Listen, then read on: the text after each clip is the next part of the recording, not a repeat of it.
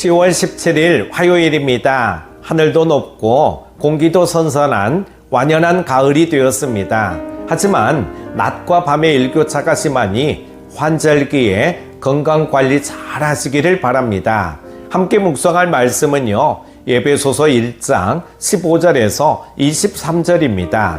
이로 말미암아 주 예수 안에서 너희 믿음과 모든 성도를 향한 사랑을 나도 듣고 내가 기도할 때에 기억하며 너희로 말미암아 감사하기를 그치지 아니하고 우리 주 예수 그리스도의 하나님 영광의 아버지께서 지혜와 계시의 영을 너희에게 주사 하나님을 알게 하시고 너희 마음의 눈을 밝히사 그의 부르심의 소망이 무엇이며 성도 안에서 그 기업의 영광의 풍성함이 무엇이며 그의 힘의 위력으로 역사하심을 따라 믿는 우리에게 베푸신 능력의 지극히 크심이 어떠한 것을 너희로 알게 하시기를 구하노라. 그의 능력이 그리스도 안에서 역사하사 죽은 자들 가운데서 다시 살리시고 하늘에서 자기의 오른편에 앉히사 모든 통치와 권세와 능력과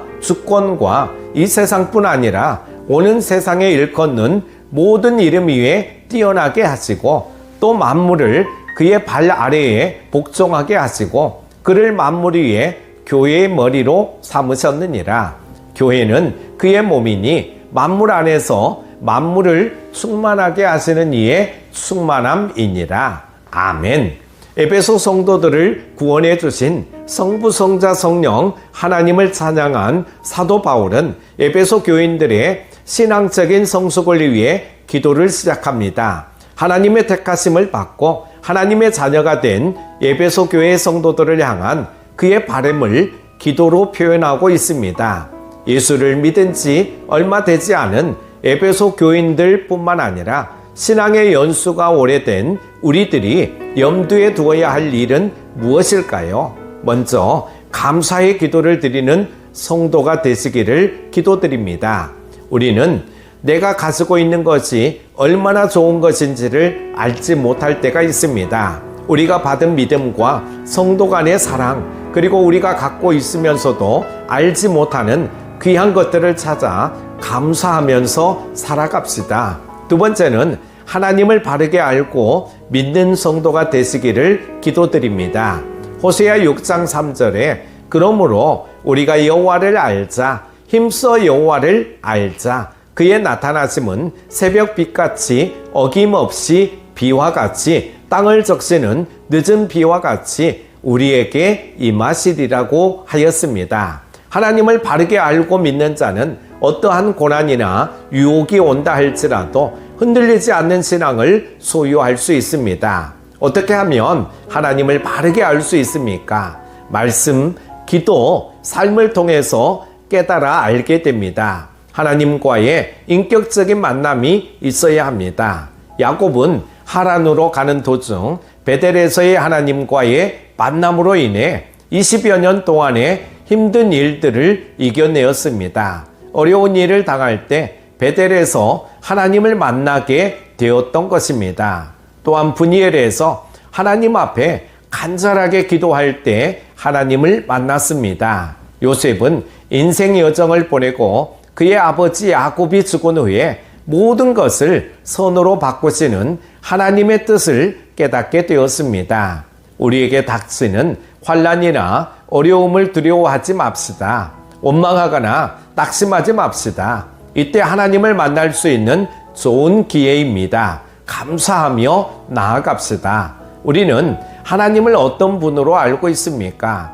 에베소서 4장 13절의 말씀처럼 하나님의 아들을 믿는 것과 아는 일에 하나가 되어야 합니다. 믿는 것과 아는 일이 하나가 된다는 것은 매우 중요한 일입니다. 먼저 창조주 하나님을 알아야 합니다. 나를 비롯하여 모든 만물을 지으신 하나님이십니다. 그 하나님께서 나의 모든 문제를 해결해 주실 분이십니다. 우리 몸 사용 설명서는 성경 말씀입니다. 그런데 너무 복잡합니다. 기중품일수록 사용 설명서는 복잡하고 부피가 많습니다. 또한 전지전능하신 하나님이죠. 우리에게 베푸신 능력이 지극히 크심을 믿고 나아갑시다. 예수님을 모든 죽은 자들 가운데서 다시 살리시고 십자가에서 구하시고 존귀케 하신 하나님을 믿고 부활의 신앙을 갖고 살아갑시다. 또한 모든 것을 손으로 바꾸시는 하나님이심을 믿고 나아갑시다.